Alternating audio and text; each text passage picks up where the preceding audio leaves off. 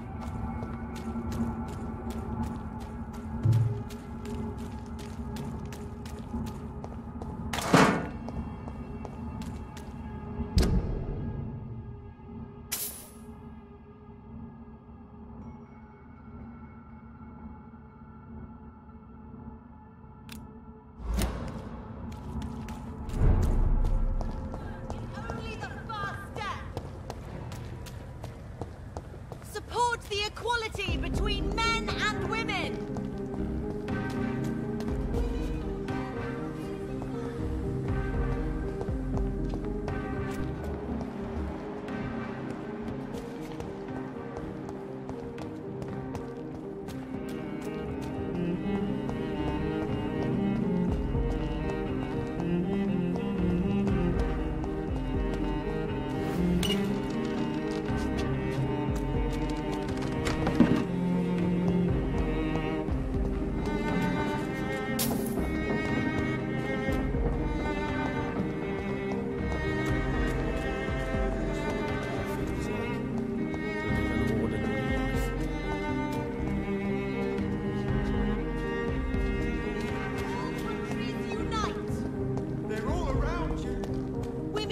To vote is only the first step.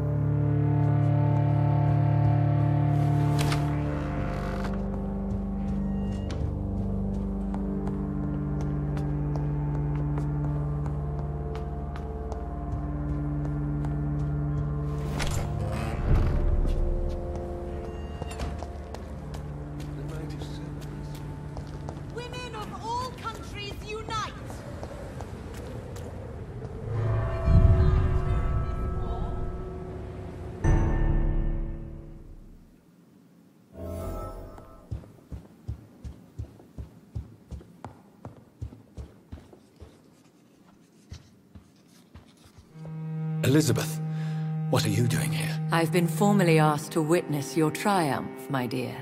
After all, isn't it the natural role of a woman to support her man in victory? But it's you who insisted I join the Ascalon. Please forgive my giddiness. I'm just overcome by the thrill of finally being allowed within these hallowed halls. You certainly have an inquisitive mind. It's quite something. Elizabeth Ashbury, only you can make me smile in these difficult times. And the same to you, Jonathan Reed. Now go have your little chat with the chairman. I can see he's practically bursting to hear your report.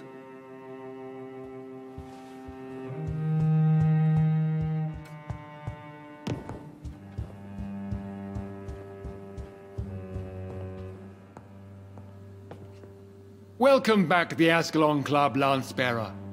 Please, tell us the good news. Have you put an end to the epidemic? My hypothesis was correct. Doris Fletcher was the source of the contagion in this part of town. She was probably the first to be infected. And you cleansed her before the hunters, I've been told. Well done, Dr. Reed. You thrust your lance and pierced the very heart of the corruption.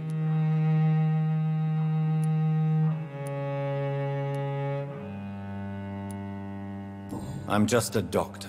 The important thing is, we won a major battle for the survival of London. For that, we salute you. Thank you, my lord. Now, I have another task for you. One of the utmost importance.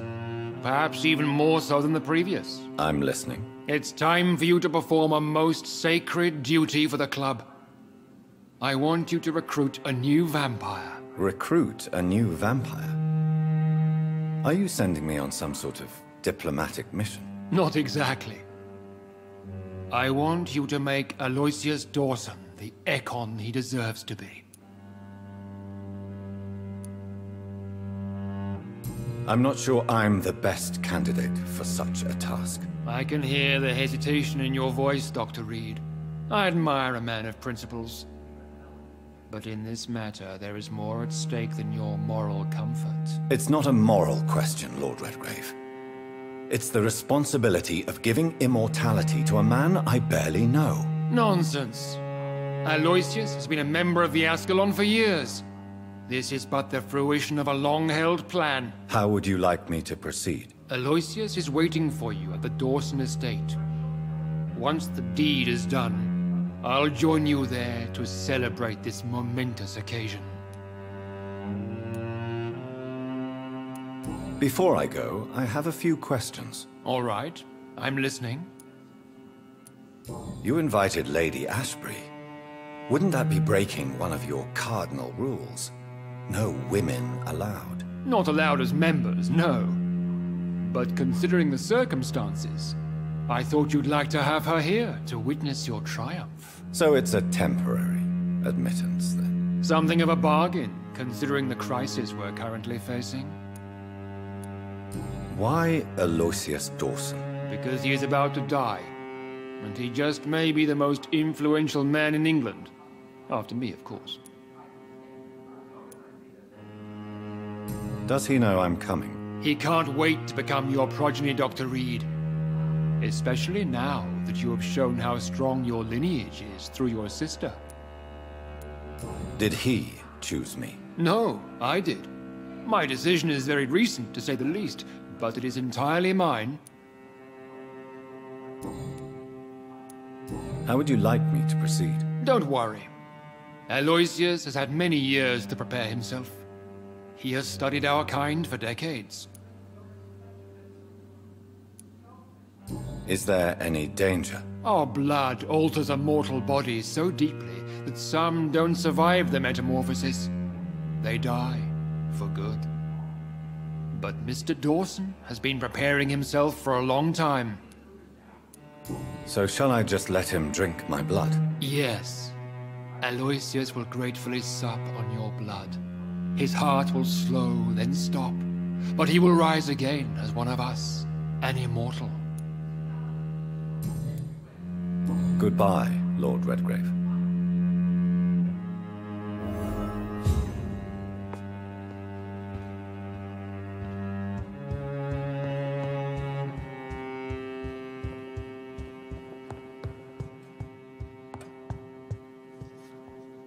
Are you all right, Jonathan? Lord Redgrave has just ordered me to turn Aloysius Dawson, to make him my progeny. I see.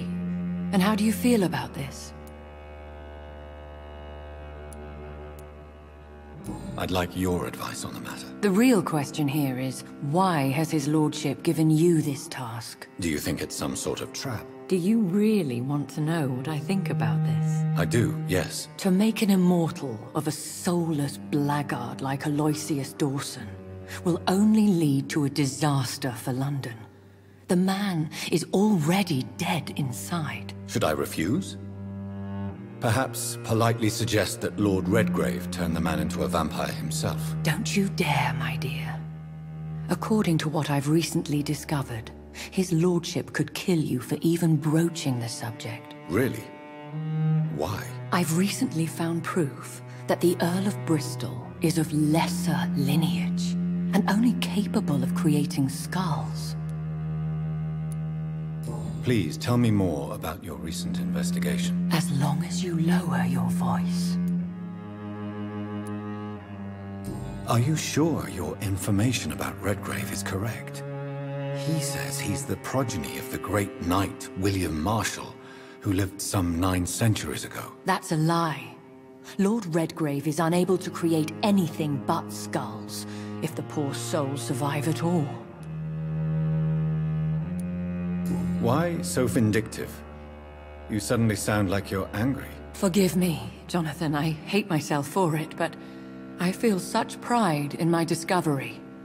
I'm afraid I just can't help it. Which is? He did serve William Marshall.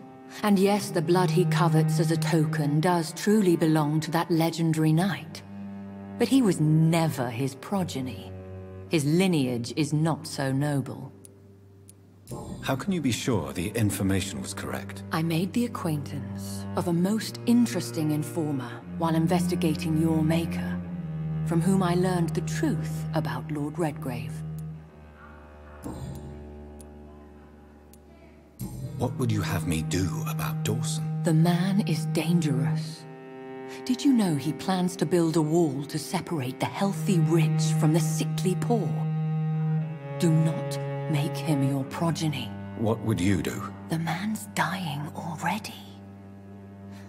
Let the reaper harvest the rotten fruit that is his soul. What would happen if I made Dawson an Ekon like myself? You would add a powerful immortal into a suffering world.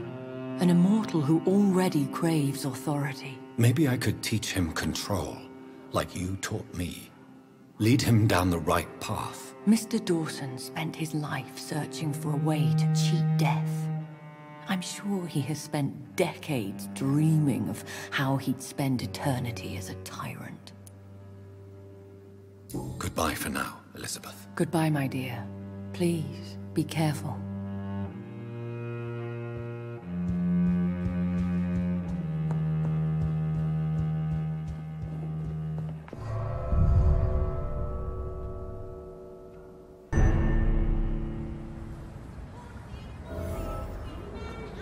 It looks like vampires have to obey Mendel's laws when producing progeny. Powers pass from one generation to another. That's why Dawson wants me to sire him. Women of all countries unite!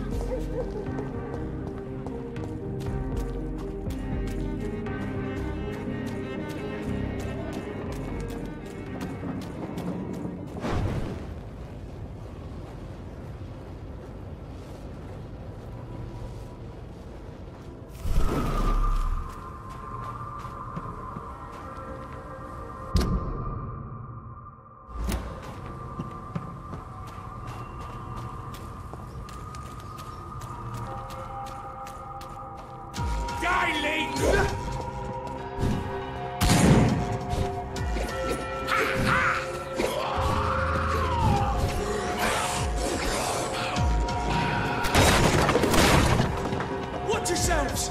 There's one of them!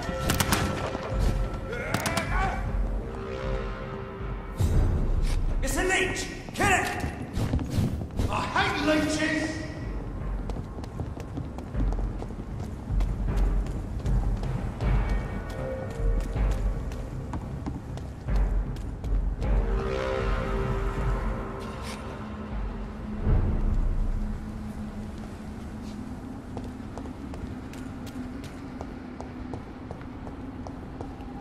It's locked, all right. I should find another way to get into the neighborhood.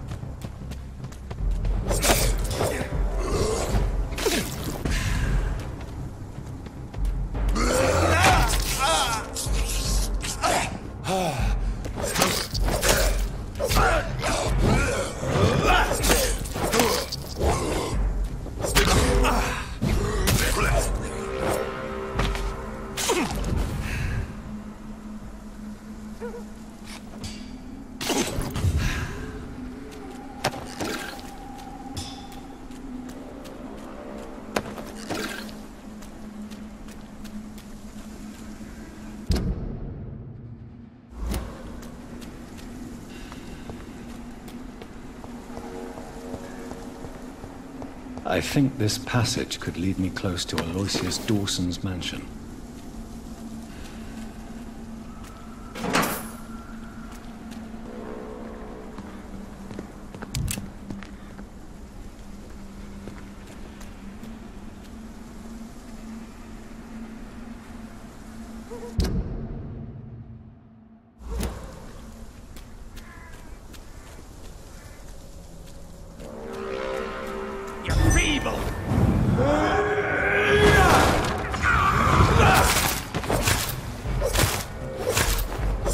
You're mine!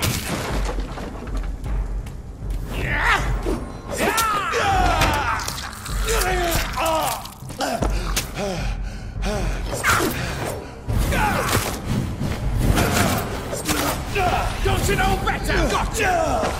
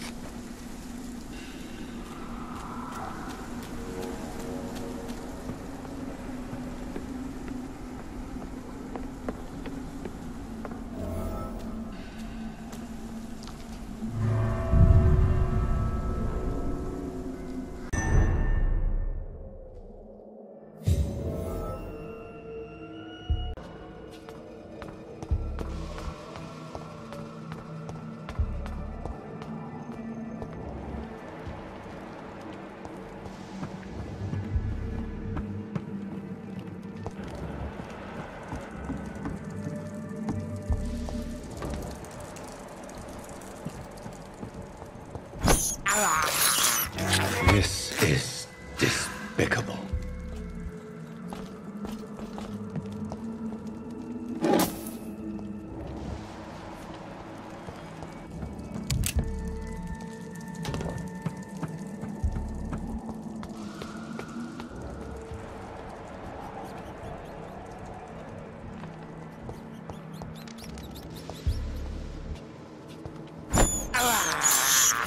I can't believe I'm doing this. It's locked.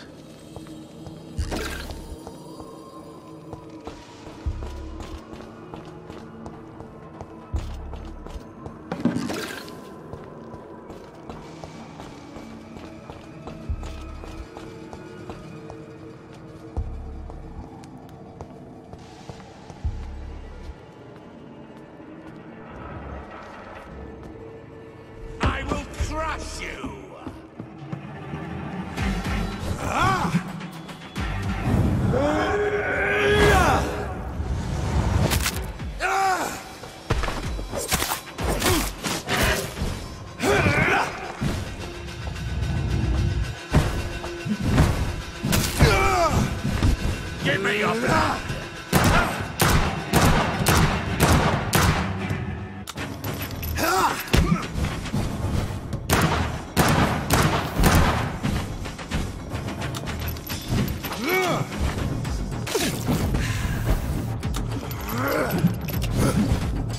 Die, newborn!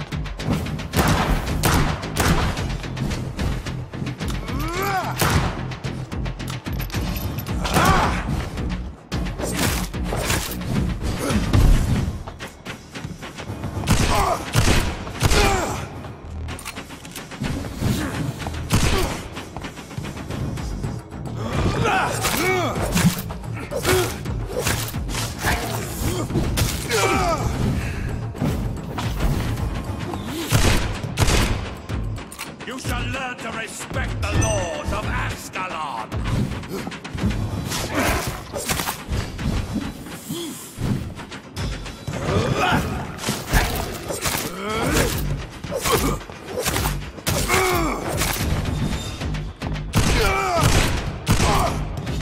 Kneel, traitor!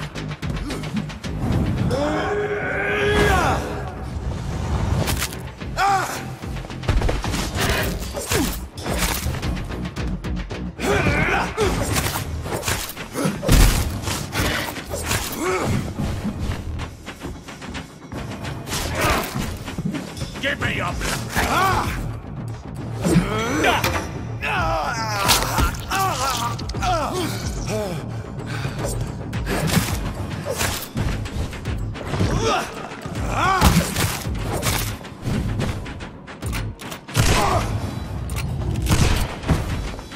Foolish echo!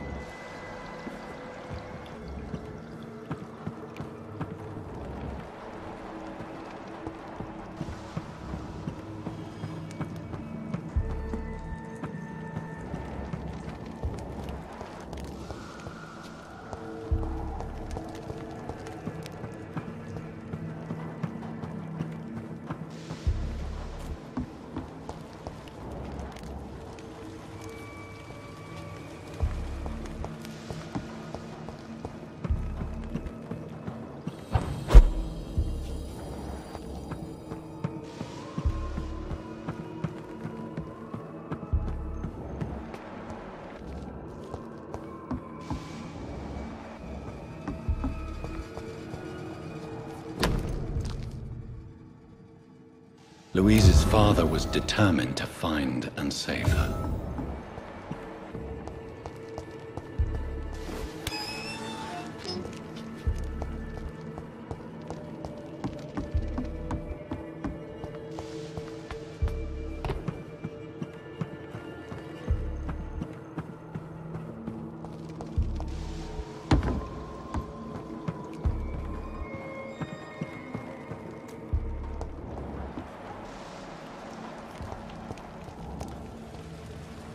I cannot enter.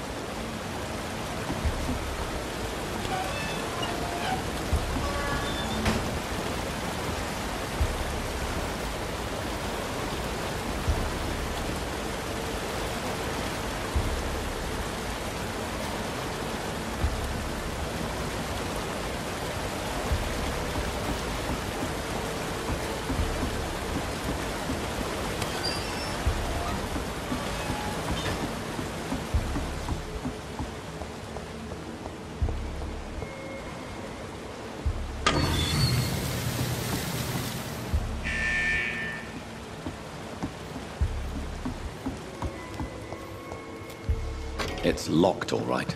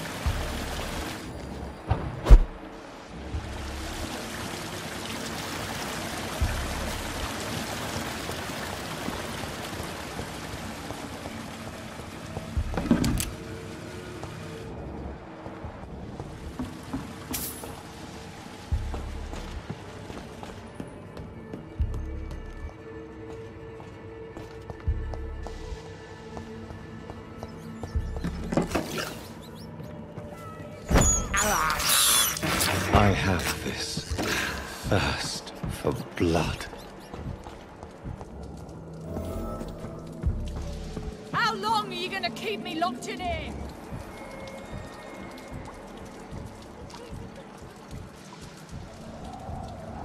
You London vampires are That's so the weak! arsehole! Vampire or not, I'll never be alright!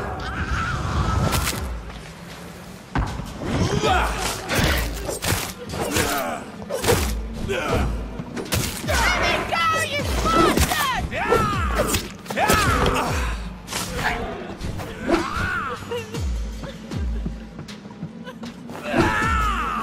Disgusting asshole! Vampire or not, I'll never be alright!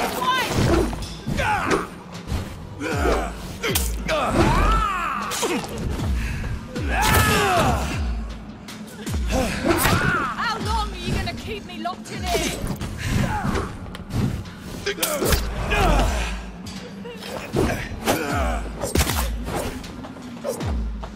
me go!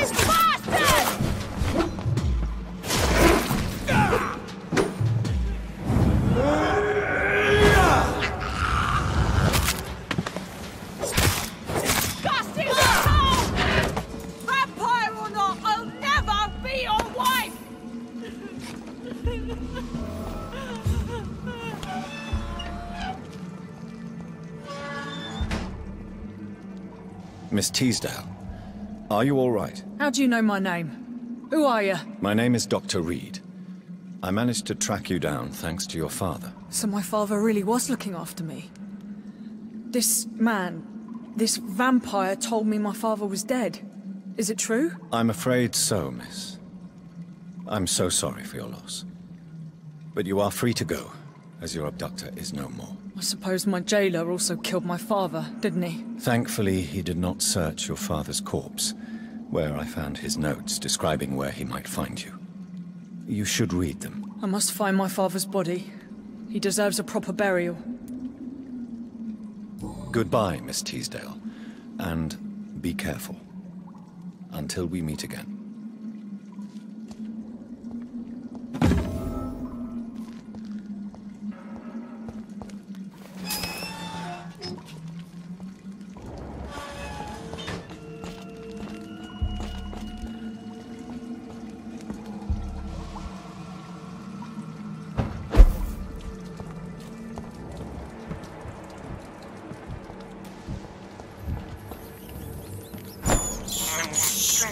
I can't believe I'm doing this. This is despicable. I can't believe I'm doing this.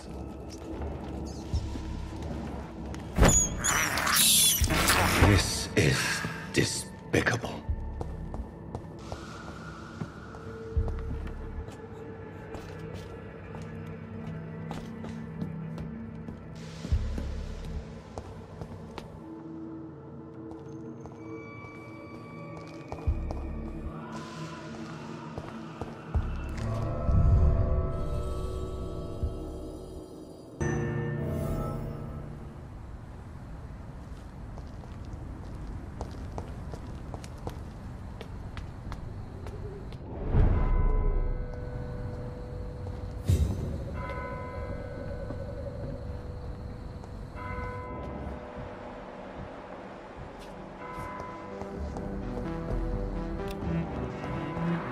Spanish flu is not the only hidden killer. Good evening, sir. May I ask you what you're doing here at this late hour? I'm conducting an investigation about the epidemic in this part of town. And who are you, sir? I'm Dr. Jonathan Reed from the Pembroke Hospital. May I ask who you are and why all the questions? I'm Detective Inspector Charles Albright from Scotland Yard. And I don't find your answers convincing. What is a Pembroke doctor doing in the West End at this time of night? I work for the Ascalon Club. Here is my permit to go freely about the city. The Ascalon Club? You should have said so, sir. I must warn you, these streets are dangerous, and you'd better be careful. What are you investigating, exactly? I have a missing woman, possibly abducted a few nights ago. Louise Teasdale. It seems you already found my other missing person, Mr. Tadao Kimura. Tell me about Louise Teasdale. She's a waitress. Her father reported her missing. We don't have enough men to search for her, sadly. Do you have any idea where she could be? No. But I feel she's been abducted. She went to a pub a few nights ago and vanished. I thought about the sewers, but I'm not equipped for such an investigation.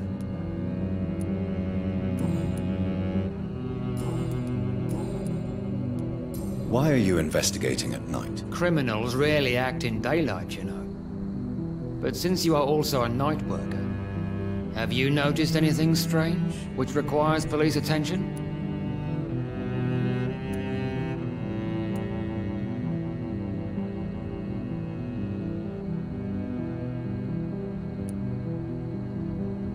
No, I've noticed nothing odd. All right. But keep your eyes open, though. What can you tell me about this district? I'm the one asking questions, especially when there's a killer on the loose. What killer? I'm not going to discuss that with the civilians, sir. Haven't I told you about the investigation I'm conducting? Perhaps I could help you. All right, without giving you too much information, I'll tell you this. I'm convinced there is a homicidal maniac on the loose, using the epidemic to disguise his kills. And what about the epidemic? We both know the situation is critical, don't we, Doctor?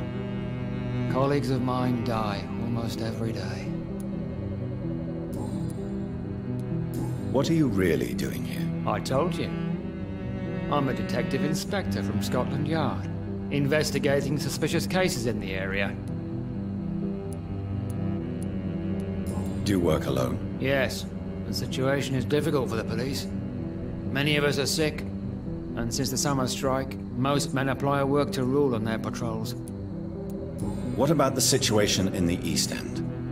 Why are there no police there to protect the civilians? I know, it's a shame, but we just don't have enough men to cover the entire city.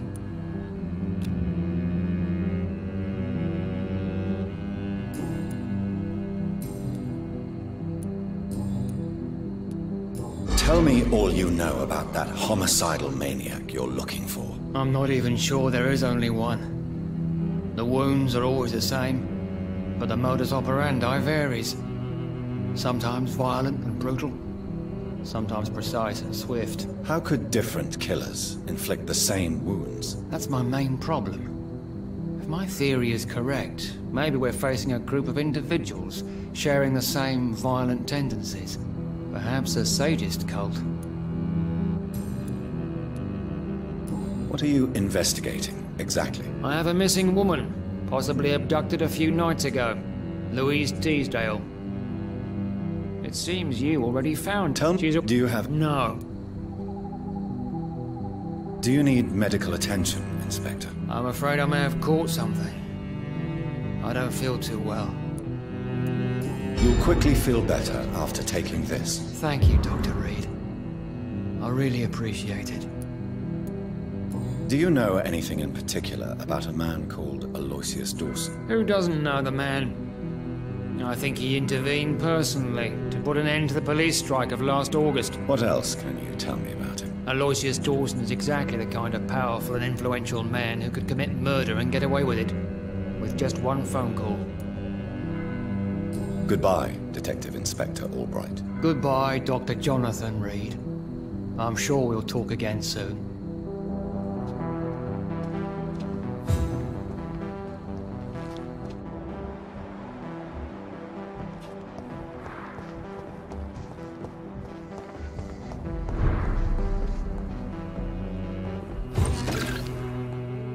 Dr. Reed. Good evening, Miss Price. I'm Dr. Reed. Do you remember me? Dr. Reed? Yes, of course. You are the doctor who healed me and my mum. Good evening, Dr. Reed. Good to see you too, Carol. Are you all right? Oh, yes. I did not hurt myself recently. I know how to take care of myself now. I'm almost a grown-up. Why are you awake at night, Carol? I am helping my mother in her shop. It's not easy, but I'm a grown-up now. Why is work not easy? Is something or someone bothering you? Oh no, most people are gentle with me. But I'm so nervous sometimes. I pay no attention and hurt myself. Good thing my mum learned first aid. I'm sure your mother is grateful for your help. I do the best I can. But I'm so clumsy sometimes. I drop things. I injure myself. It's a good thing my mother has the patience of an angel. What can you tell me of the people living nearby? I don't speak to many people, except our customers. It's not easy to make friends. And with the epidemic, it's even more difficult. Have you no friends at all? No. Mr. Nithercote used to pass by and was always nice to me. Does he not come by anymore? No. Mum said he was weird. Always reciting poetry about a girl he'd met in Whitechapel. I wonder who this camellia may be. What can you tell me about the epidemic? Some of our regular customers have left London. Some others only send their housemaids now. Everybody fears the contagion. I've even seen men with weapons.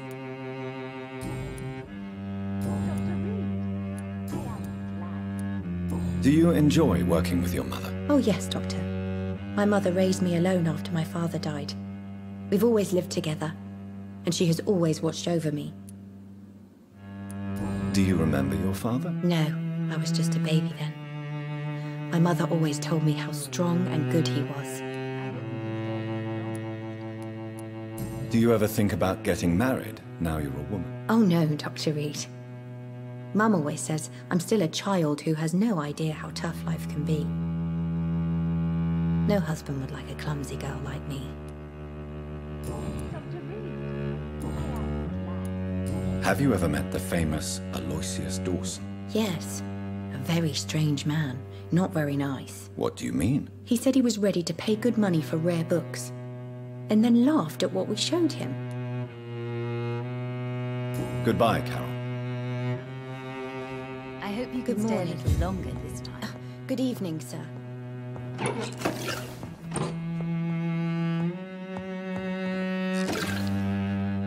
Good evening, Miss Price. How are you tonight? Dr. Reed! I didn't know you had returned from the war. I had a new doctor when you left, but he's not as kind as you. Always glad to see a former patient in good condition. It's been a long time. Too long indeed. And as a token of my appreciation, I'll grant you the best price if you fancy buying anything from my humble shop.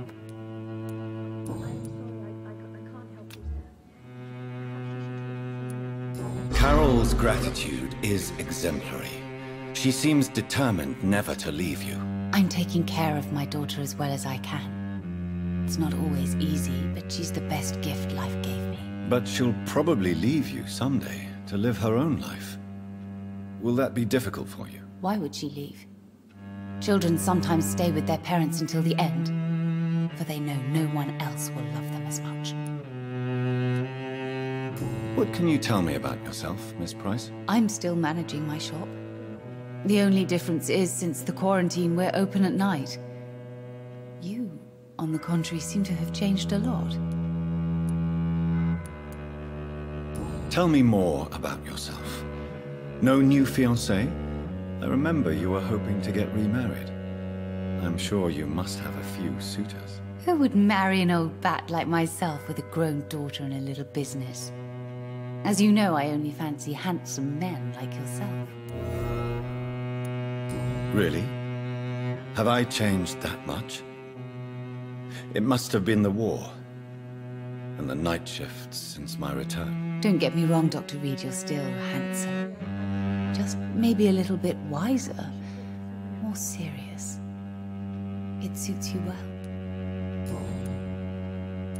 Have you noticed anything in particular in this part of town recently? Other than you coming back to cheer me up? Nothing at all, Dr. Reed.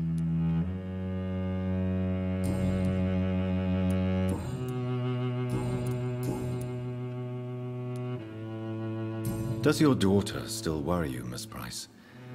I remember you were often concerned about her health when she was younger. Have you not seen Carol since you returned?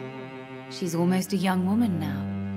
But she'll always remain my sweet little baby. So you're less afraid? Some things never change. Carol is still too clumsy for her own good.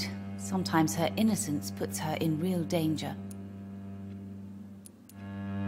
Why would her innocence put her in danger? She does not realize how cruel life can be. Maybe I was a bad mother to protect her too much. My poor dear Carol. You have every reason to be cautious, Miss Price. Especially in these difficult times. Maybe you could talk with her, Dr. Reed. It would be nice to have a man here more often. We would both feel safer.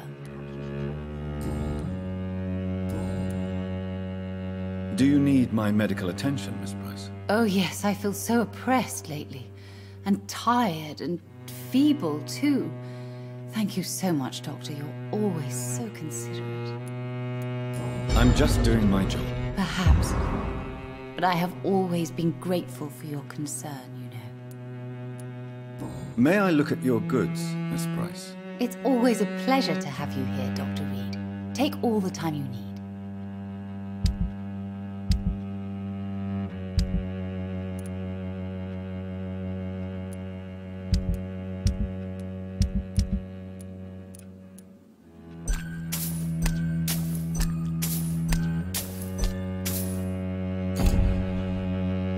Dr. Reed. Good morning. Good evening. Good evening, Miss Price. You know you can call me Carolyn, my dear doctor. Do you know Aloysius Dawson? Everybody knows him. He's only been to my shop once, though, looking for rare books and other intriguing antiques. Did he buy something from you? No, he left quickly. He almost laughed at my goods. Mr. Dawson may be a rich man, but you can't buy good manners. But isn't Aloysius Dawson known for his philanthropy? That was before his brother Robert died in an aeroplane crash. Since then, the remaining twin has turned into a heartless tycoon. Goodbye for now, Miss Price. I hope you can stay a little longer this time. It's locked.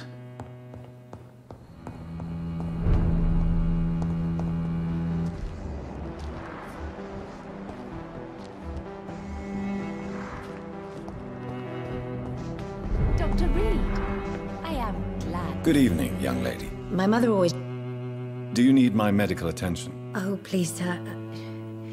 Do not waste your time with me. There is nothing to be worried about. Don't be shy. It's my duty to take care of you. Thank you, sir. Much obliged. Goodbye, Carol.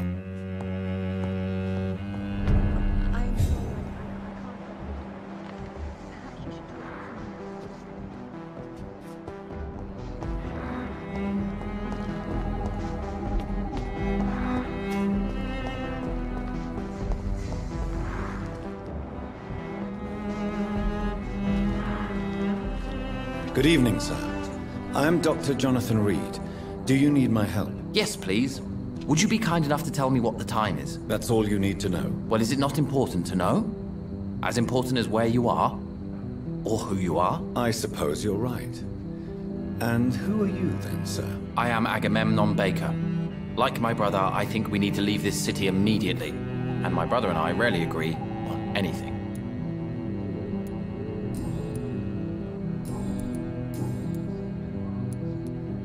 May I ask why you've not gone already, if you're so exasperated by this long wait? I believe fear is holding us back. My brother would have said it's laziness, but it's just because he's prouder than I am. May I ask what you're doing outside at this hour of night? I don't know. You should ask my brother instead. It was his idea in the first place. You must have your own ideas. From what I have managed to understand, I guess we're supposed to wait here. Waiting for someone to come. What can you tell me about this part of town? It's the only place I've considered myself happy.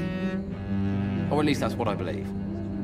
Unfortunately, it's time to leave. Why is that? Because I'm not feeling happy here anymore. Are you? I still enjoy living in London, no matter how difficult it can be sometimes. Then I am sincerely happy for you. True happiness in life seems to be the most difficult goal to reach these days. What can you tell me about your brother? He's older than me, I think. But the important thing is that I really hope I'll die before him. Grief would just kill me, you know? Is that all? Pericles is very attached to this city, and without my insistence, he would never leave this place. We don't often agree on anything, you see? Who are you waiting for, exactly? The more I think about it, the more I believe it's not exactly a person we are waiting for. But what else could it be, then? I don't know. A feeling? An event? An impulse? How can I tell? Something that would allow us to leave this trap. Trap? And you think leaving London will free you? At least it will give us the chance to be free. That's more than our present situation. Hope, Doctor. Hope is what truly drives mankind. I'm afraid I'm not following you. What kind of trap are you talking about? Have you ever felt like life trapped you in a role that does not fit you?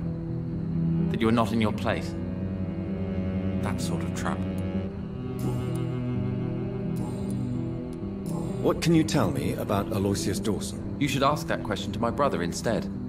Personally, I've not seen Aloysius for many years. Goodbye for now, Mr. Baker.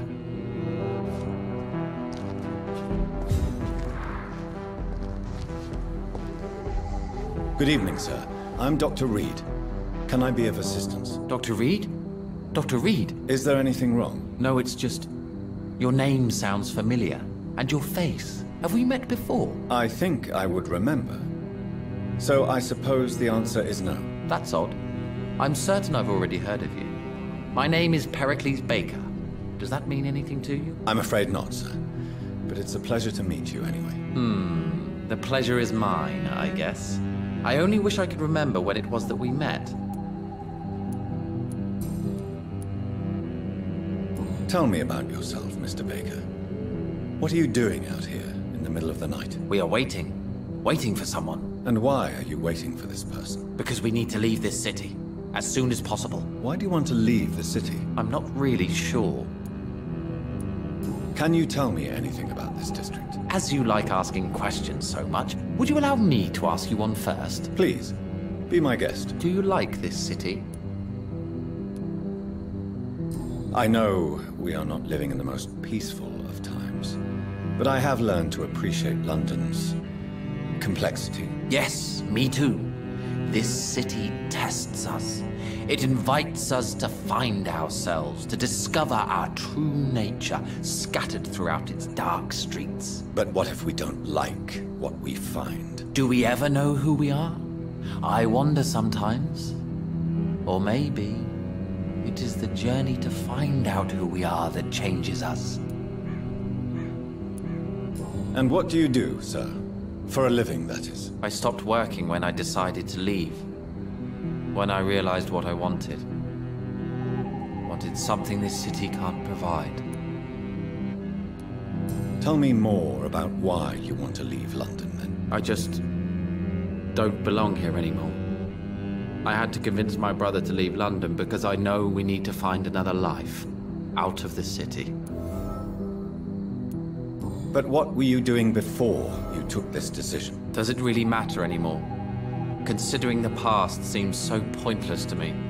I have lived in this city all my life. And now I think it's over. Pericles, tell me why your brother disagrees with your presence here. Agamemnon is naive sometimes. Although don't consider him a fool, sir. He is often more lucid than me. At least you both have the same difficulty explaining what you're doing, and for what reason. But is that not a common problem for all mortals? What can you tell me about your brother? If you are searching for a pleasant chat, you should speak with him instead of wasting your time with me. He has always been the more gentle of us. That's it? That's all you can tell me about him? For the time being, true kindness is the most valuable quality, my good sir.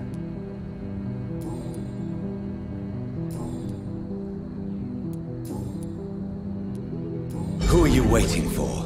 I'm sure he has a name. I really can't answer that question, since I don't know that person. And why is that? This person is mostly my brother's acquaintance. I don't even know his real name. Only that this man could help us leave this city once and for all. But why would you need this person's help to leave London anyway? Well, I thought we should have left this cursed place already, but my brother convinced me to stay a while longer, and here we are.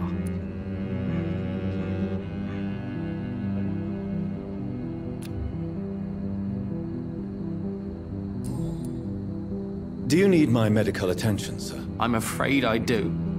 I knew we should have left London. I don't want to appear tactless, but you're risking your health by remaining outside at this hour of night. Says the doctor who also works outside at night. But as always, the imprudent person enjoys the company of their fellows. What can you tell me about Aloysius Dawson? I've heard this is a man who has searched for his place in the world for a long time. I hope he found it. Goodbye, Mr. Baker.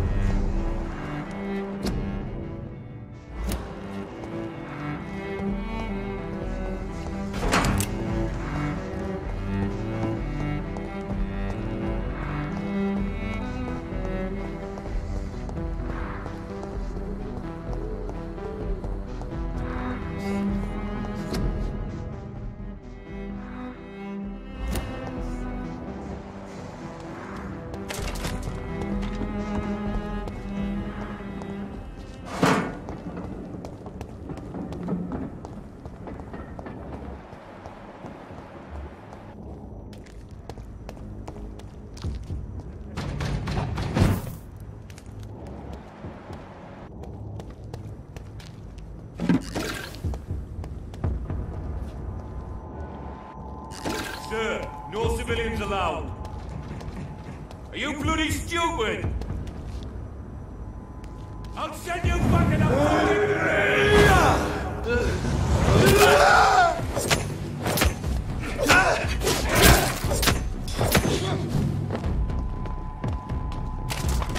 Die, Leeds!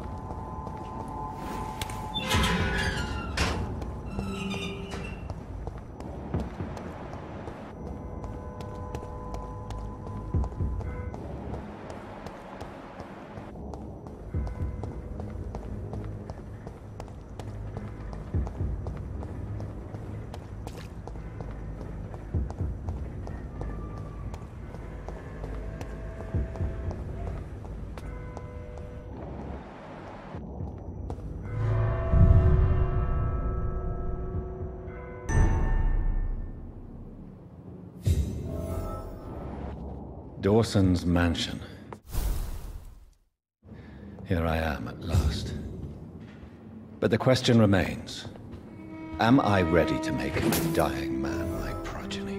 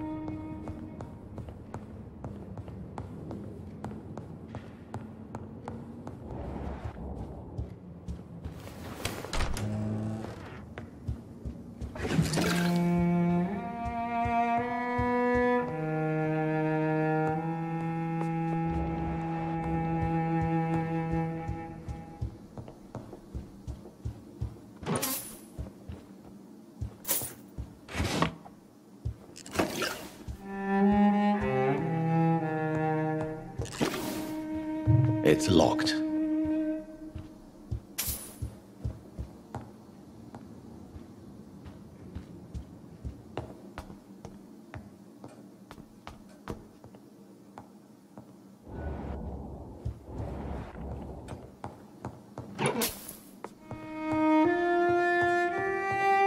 It's locked, all right.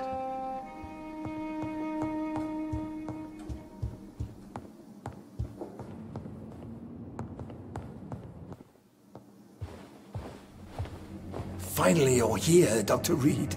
What took you so long? I had to pass several of your barricades and outposts to access your mansion, sir. Death, pestilence surround us, and time is against me. I see you've gathered some of the most expensive, albeit experimental, blood transfusion equipment available.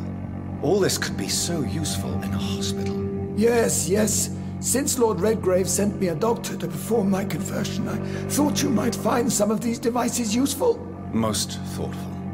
But tonight I'm not here as a physician. But I feel reassured that a specialist such as yourself would help me to escape the Reaper. Very well. But before I proceed, I have a few questions for you. If you must, but be quick, for I don't have much time left in this life. First of all, I need to be sure that you know exactly what is going to happen to you, sir. I can assure you I'm as informed as any man can be. I have planned for this moment, Dr. Reed. Planned very carefully.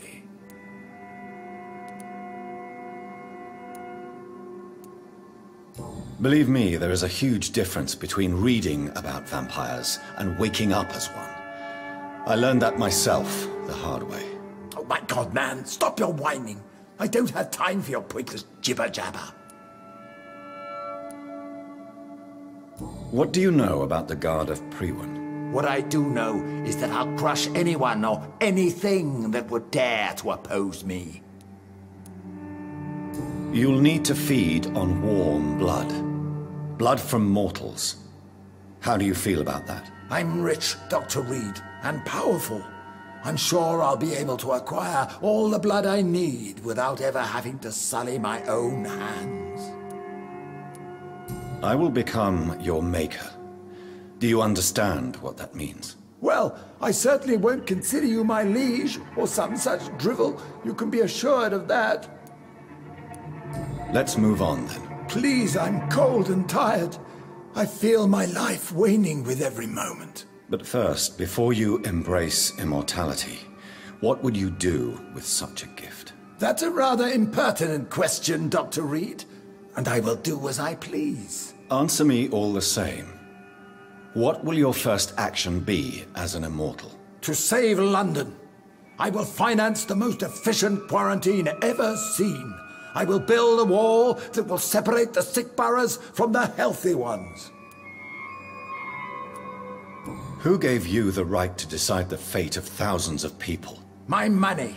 My money and my pending immortality gives me the needed authority, Doctor. I'm a businessman. I'm used to tough decisions. You really plan to build a quarantine wall across London? Yes. It will be tall and strong, separating the wheat from the chaff. Let me guess. You mean to isolate the rich from the poor? This is a desperate measure for desperate times. England must prevail, Doctor, no matter the cost.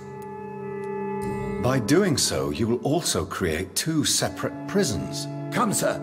An eminent doctor like yourself knows that such radical measures have proved efficient in the past. Quarantine is not a bad idea, medically speaking. But I'm convinced this epidemic will not be contained by mere walls. As long as the right people are on the right side of the wall, that's all that matters. What if a new outbreak happens inside your walls? You'll have created a giant trap. That won't happen, as long as we dispose of anyone that is contaminated as soon as they are spotted. But you can't guarantee infection will not spread. Just one contagious carrier would be enough to create an apocalypse. The apocalypse is already knocking at the gate. We must be strong now. I've heard enough. It's time to proceed. At last. All right, do what you have to do. If it hurts, so be it. I've been preparing such a long time for this.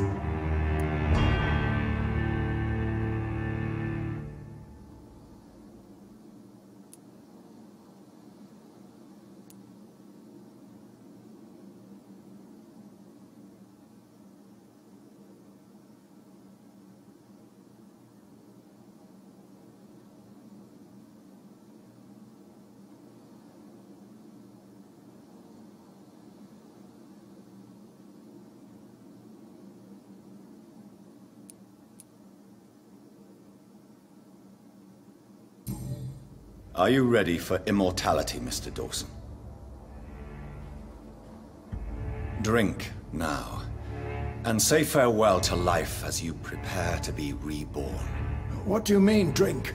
What about the blood transfusion? I'm the doctor and the vampire here, so I'll give the orders.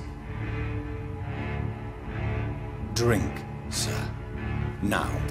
All right. Good.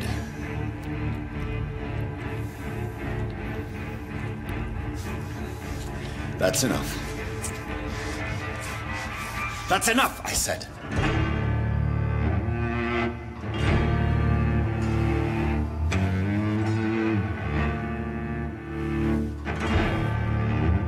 I will not die. Thank you, sir. Thank you. Oh no. You will die, sir. Steel yourself. You're already in death's grip.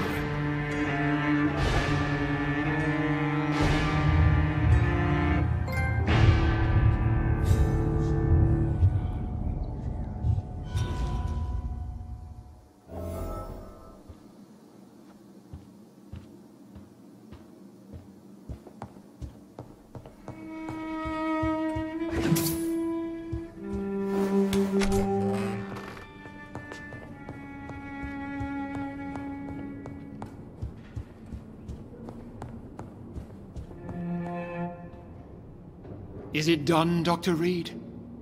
Is Aloysius Dawson reborn, as expected? Yes, my lord. Ascalon has a new recruit, as you ordered. Wonderful news. I've waited for this outcome for so long. Tonight you served your country, the king himself, beyond all expectation. Thank you, my lord. No, thank you, Dr. Reed. Now, could you do me one last favor? Of course.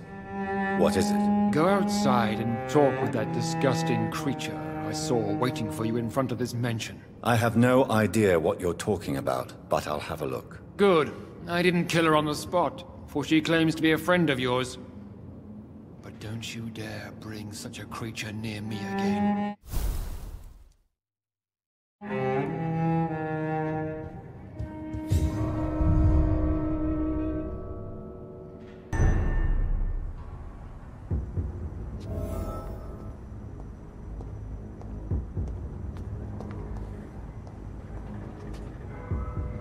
We meet again at the strangest of times, young Ekon. So do you serve the Earl of Bristol now? Old Bridget. What are you doing here? Your friend, the wise Ekon. She sent me to warn you. How did you meet Lady Ashbury? She came to us in the sewers in search of answers. Just as you did. Lady Ashbury in the sewers? Now that's a sight I wish I'd seen. She said she was your friend, and that she sought the identity of your maker. So I answered her questions. What kind of answers did you give her? I knew nothing of your maker, but we talked. We talked a lot. Her words and ideas are captivating. It is no surprise that you like her. I like her too.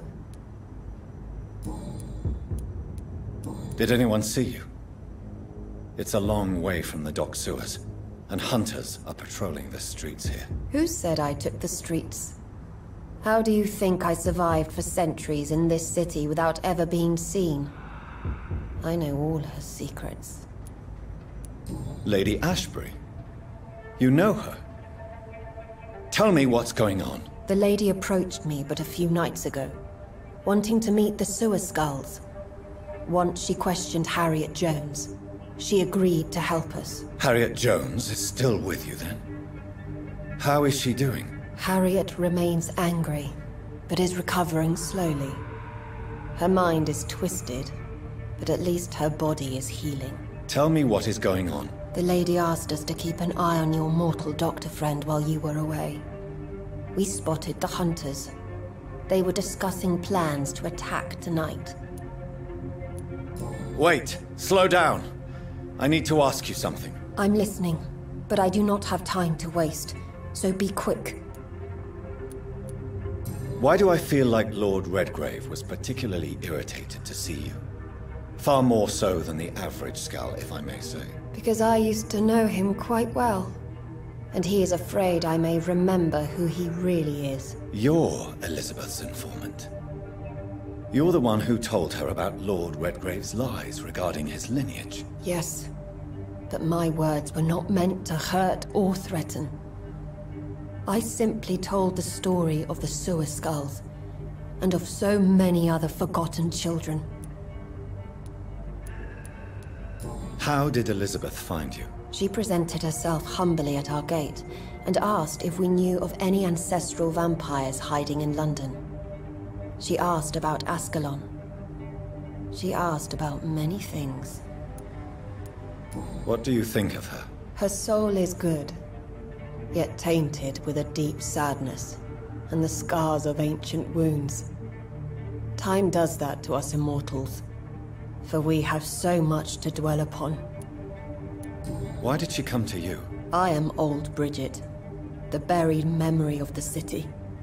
She sought the silent truths, truths I have kept hidden for so long. Where is Lady Ashbury right now? She said she will go home.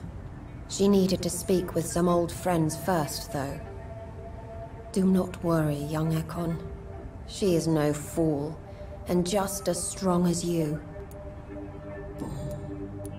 No time to lose, then. I must go there right away. I shall return to my den. Have you a message for the lady? Should I see her before you?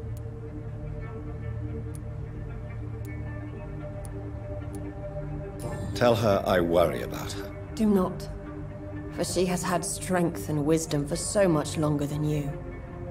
Go now and take care, young Ekon, for the flames are rising.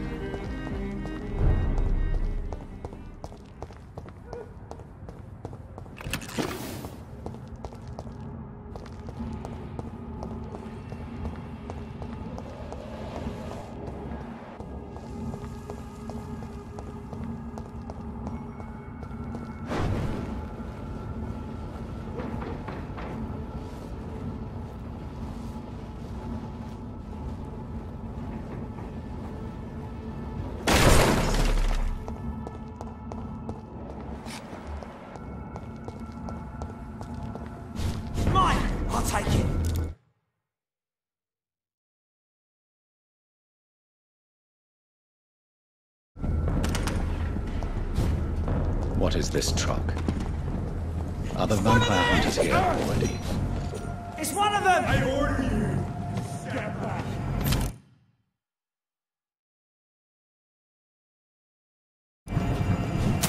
Village all you to share!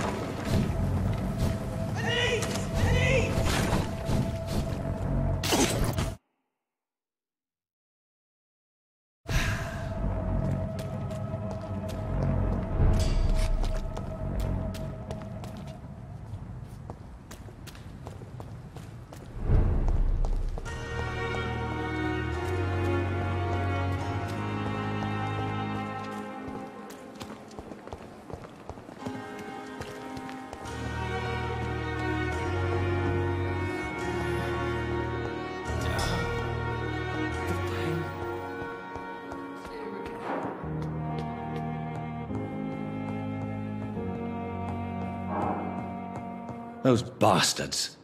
What have they done to Edgar?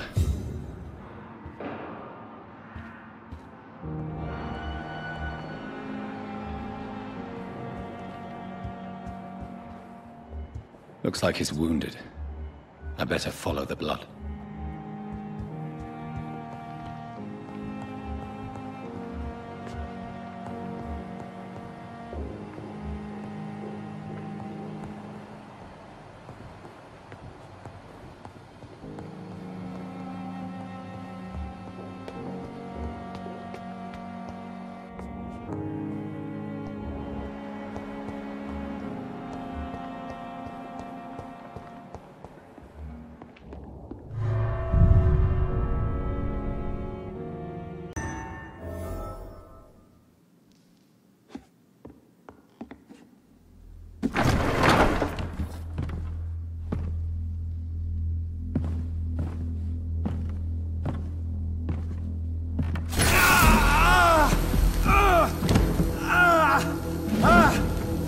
Ultraviolet curtains and orichalcum powder. Dr. Swansea's always been a resourceful bastard. I bet he never told you he had this installed in case of a vampire attack. Says a lot about how much he trusts you. What have you done with Edgar? Don't worry. We don't kill humans. Even if your friend is deserving of a little punishment for one. What are you talking about? We know everything. Swansea and you created this bloody epidemic. You aim to unleash another disaster, just like William Marshall did. No! I'm trying to put an end to it! Just like you are! You're its progeny, aren't you? Where is the monster hiding? It's still in England, isn't it? I have no idea what you're talking about. Geoffrey, please listen to me. No tricks. That shit won't work on me. We've found proof in the theater. Doris Fletcher was your first experiment. Now where is Marshall? Speak!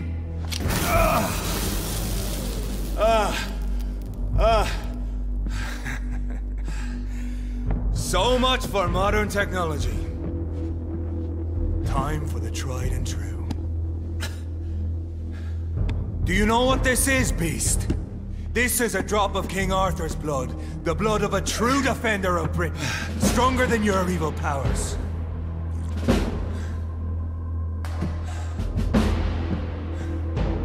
This is ridiculous. We're losing precious time. True enough. Soon I'll bring your head before your coward of a father. Poisonous bite is useless.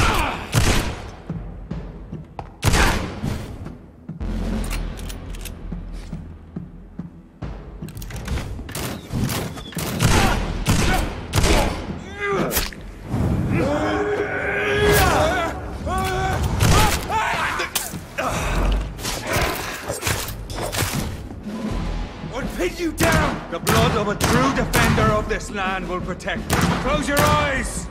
This is gonna hurt.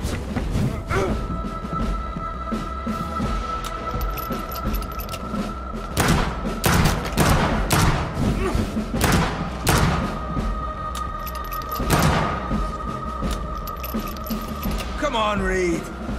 Try something else. I know!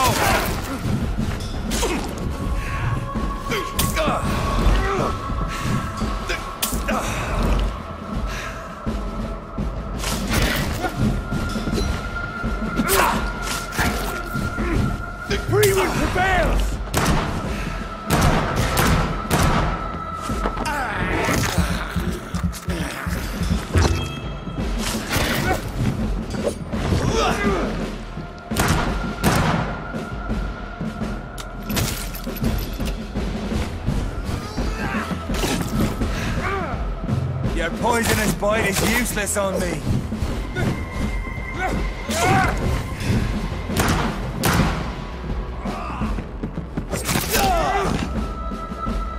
Close your eyes!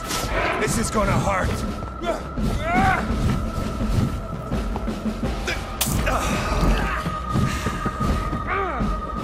I'll pin you down!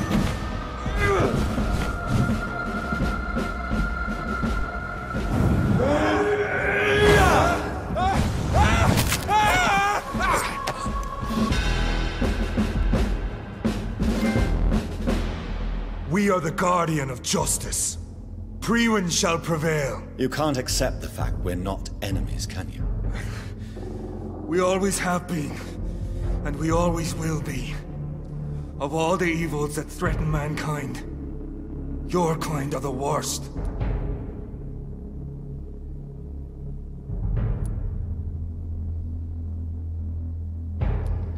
I'm not saying we could be friends, you and I.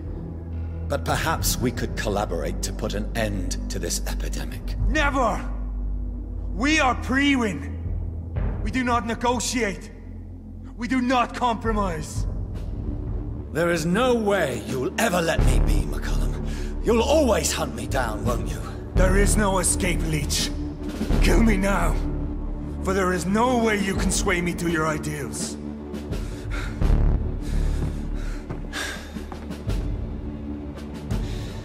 That's where you're mistaken.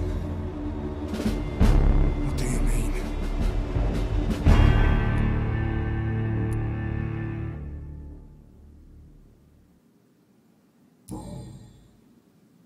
I'll spare you, McCullum. I'll offer you the mercy you never offered me. What is this ruse? This is no ruse, McCullum. This is me letting you go. After all, you and I are both trying to save this poor country, in our own way.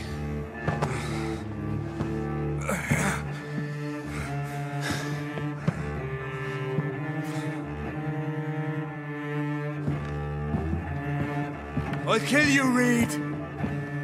Next time we meet, I'll end you! See? Progress already. You called me by my name. Until the next time. Goodbye, Hunter.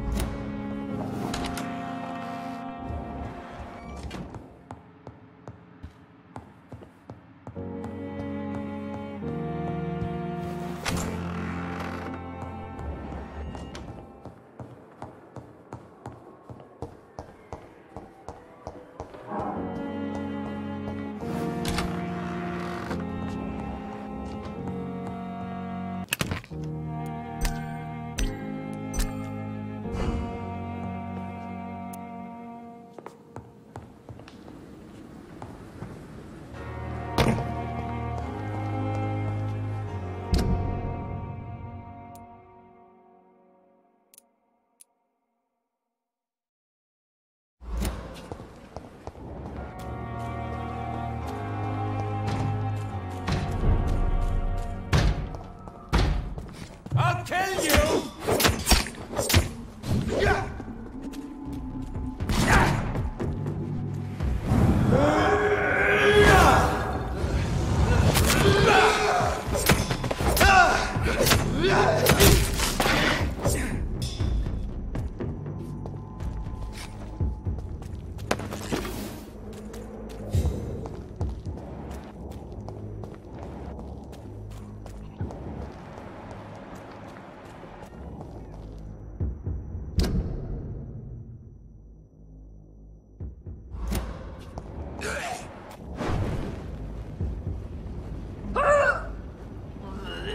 Your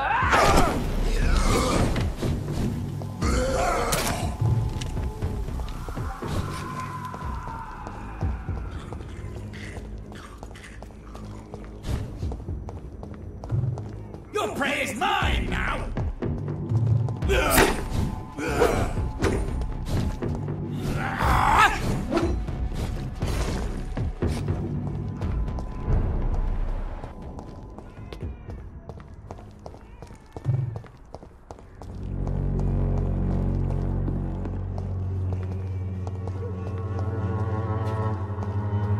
It's locked, all right.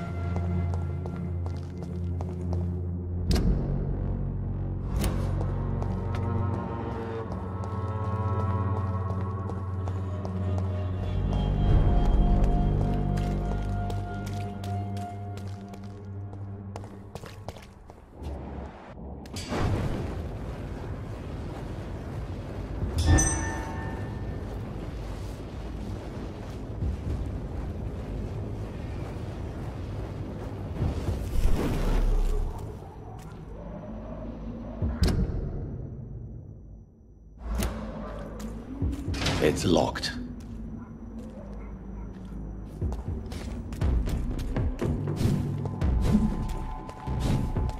This is now my domain, young Ekon! You're bleeding! Everybody's ready! We found one!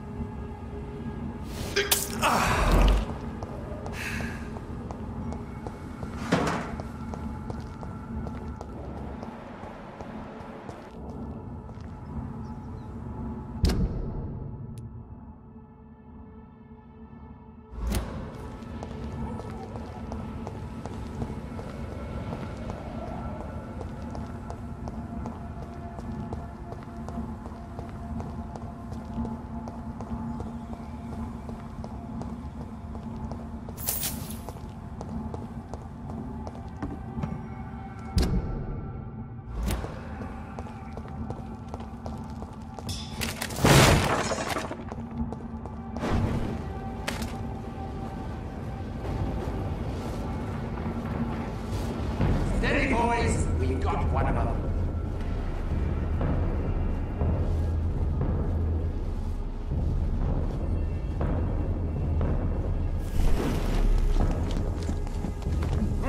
It's one of them!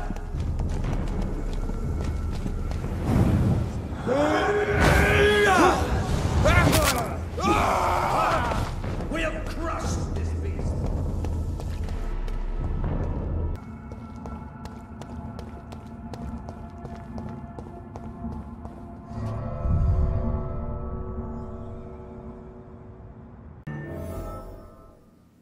So Priwen never left Doris's theatre after they invaded. They must be holding Edgar here in their new headquarters.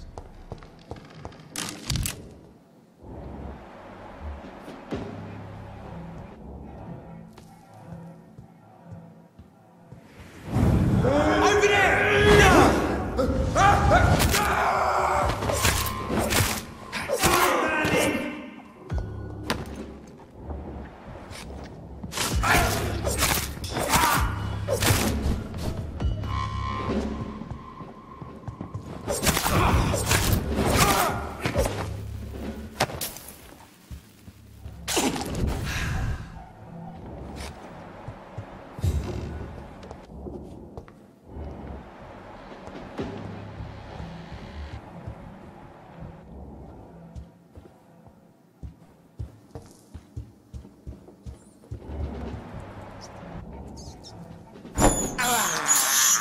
I can't believe I'm doing this.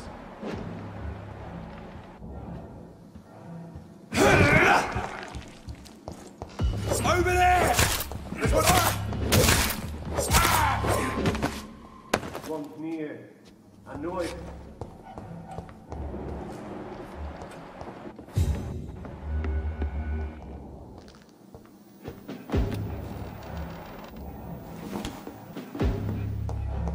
It's a leech! The power of the Lord commands.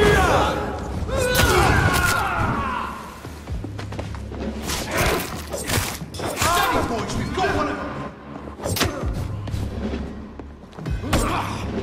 No rest for the wicked.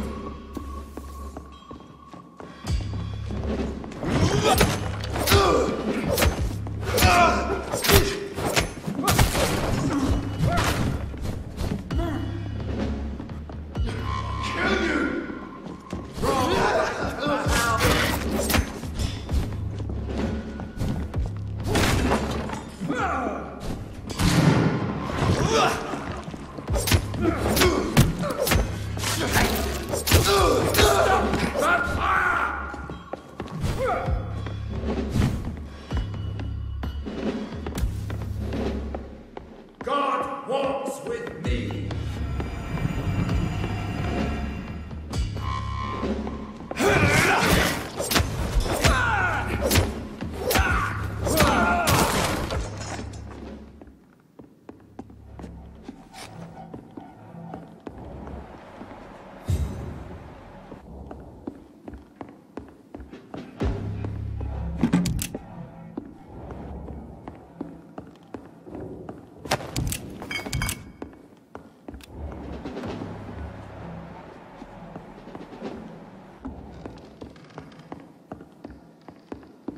It's locked, all right.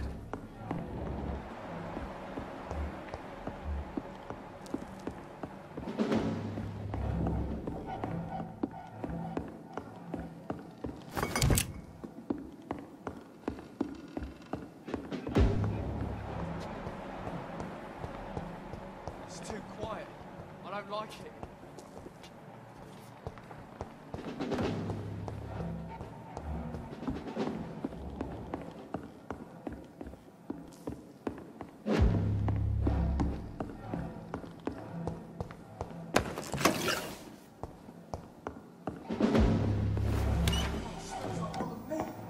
One's near, I know it.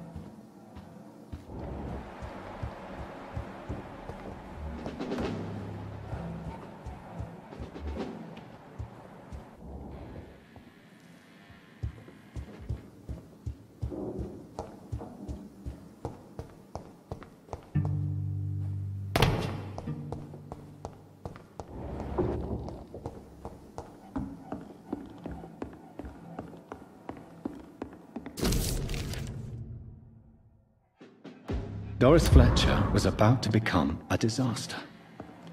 I'm getting close to having all the evidence.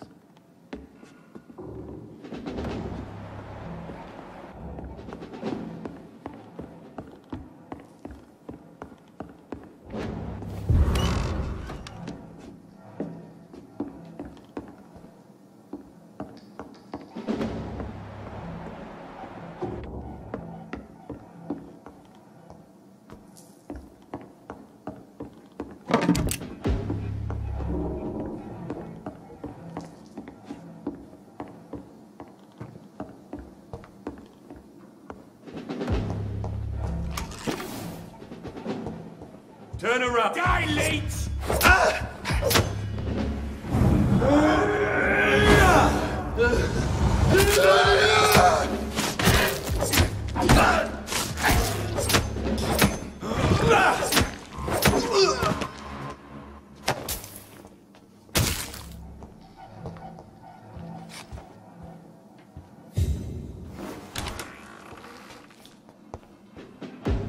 It's locked.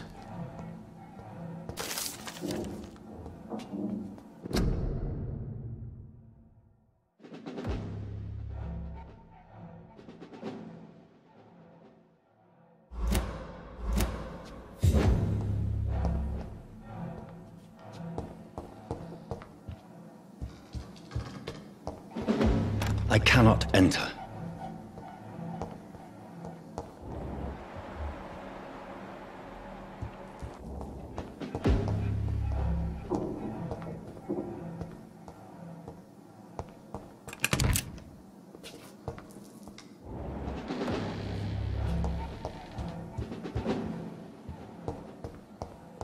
It's locked, all right.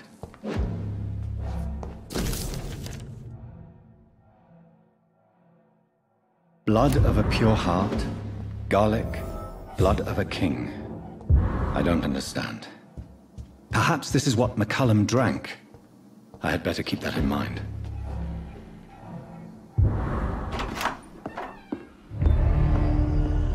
Edgar. Edgar, can you hear me? Jonathan, is it really you? Easy. Easy. Save your strength. I'm getting you out of here.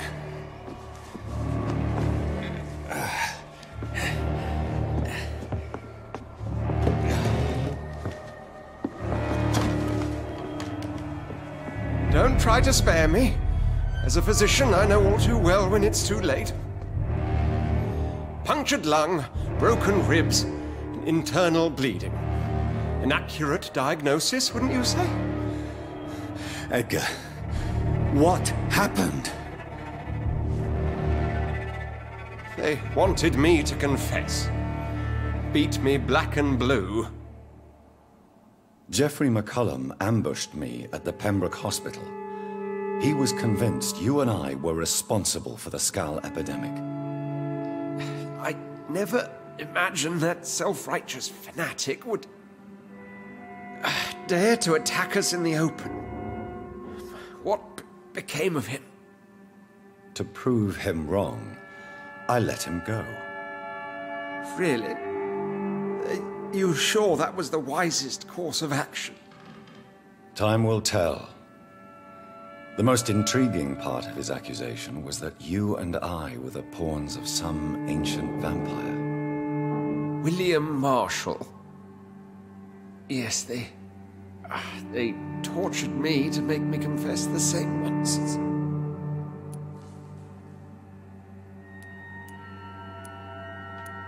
I trust you, Edgar. But the Guard of Priwen is onto something. What do you mean? William Marshall, for example.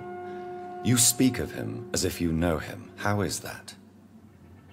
Jonathan, I cannot say I'm ready for another round of questions. Why would the Guard of Priwen believe you and I created the vampire epidemic? Maybe due to our profession. Because I offered you shelter in my hospital. What can you tell me about William Marshall? Not much. History paints the story he was the greatest knight who ever lived. Amongst the immortals, he had a yet greater legend.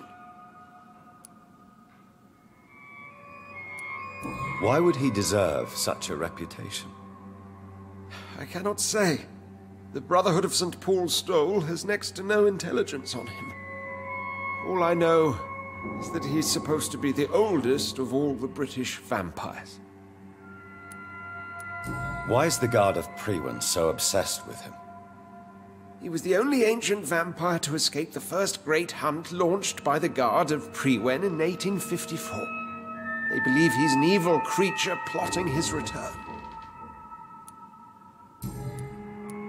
While investigating the epidemic, I read some of McCullum's findings.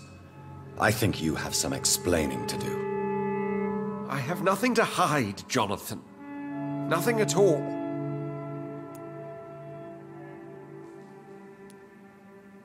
Do you know Doris Fletcher's real name? No, I'm afraid not. Her real name was Doris Jones. She was the daughter of Harriet Jones. What do you want me to say, Jonathan? Do you remember when we suspected Sean Hampton of killing Harriet Jones? Yes. The terrible episode that came as a shock to us all. Harriet Jones faked her own death. When I found her in the sewers, she confessed she wanted everybody to pay for what happened to her. That woman was extremely bitter, full of hatred and festering anger.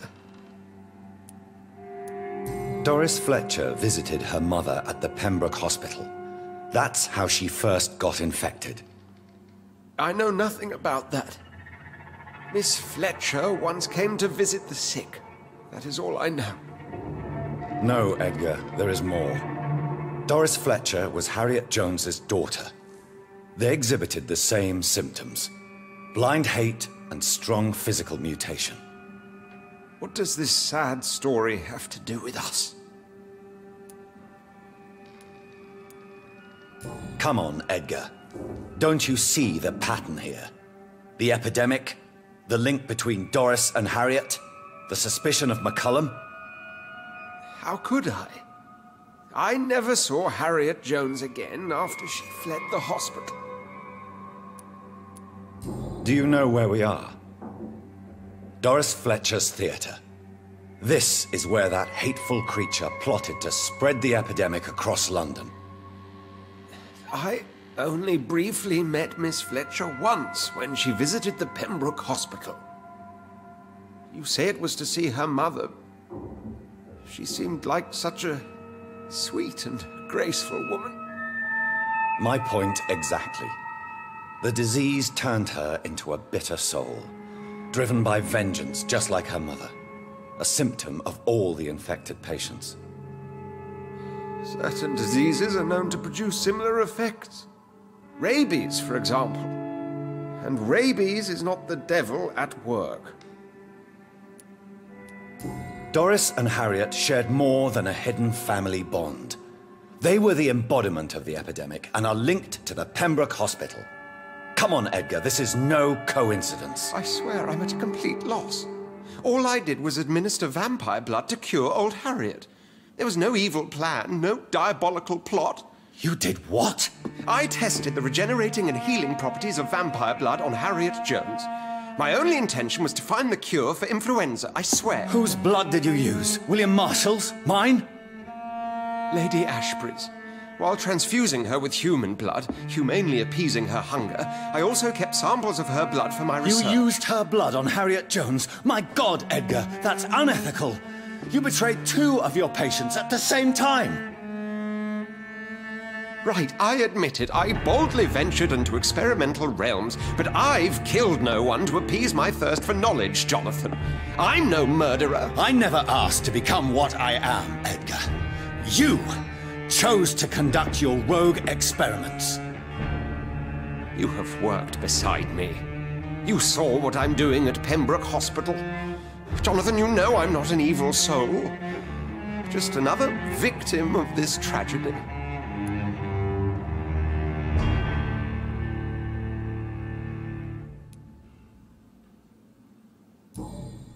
Yes, Edgar, you're about to die. I won't say it's fair, but I can't say you don't deserve it. Your words hurt deeply, Jonathan, for they come from a friend.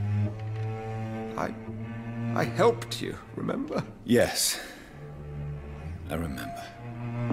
The second I saw you in that bar, I knew we would accomplish great things, you and I. I thought you were a vampire, till you brandished that cross.